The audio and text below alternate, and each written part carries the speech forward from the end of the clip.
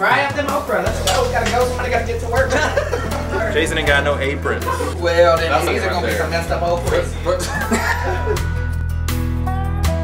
My name is Glenn, and I'm from the Atlanta area. I was born in Atlanta, but I was raised in a small town. I'm Shane Babin from Gonzales, Louisiana. The jambalaya capital of the world.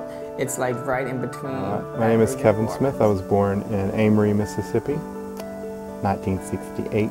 My name is Troy. I grew up in a small town called Greenwood, Mississippi. My name is Jason. I grew up along the country roads of Arkansas.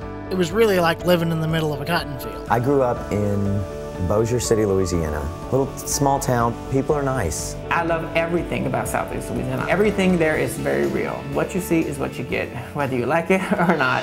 It made me feel like something's wrong with me. It was just bad. At night, I would get on my hands and knees next to my waterbed, I remember, and pray that God would change me. My whole experience was just big and nasty and ugly. I felt like I stuck out, definitely. I knew emphatically, okay, I'm gay, so I'm going to hell. We all left our small hometowns behind and headed west for a new life in Los Angeles. I have to say I would not go back to live in the South. It can be a home, and then it can also be something you need to run from. I remember thinking, I am not like these other boys. When I told my mom I was gay, the first place she did was run to the priest. I said to her, you say you're still gonna love me, even if I tell you what I'm about to tell you? Now, okay, let's see, here you go. I don't believe God would give you a gift like sex, which is an amazing thing, and then say you're not allowed to do it. That's just unacceptable. My mom wanted to know everything about sex, and What? I was like, don't ask or I'm gonna tell you. And Right. I told her, and she was like, oh, I didn't want to know that. And I said, I'm very offended because you don't ask my other sisters what they do in bed. She goes, well, I know what they do. I said, no, you don't. I know what they do, and you would be shocked.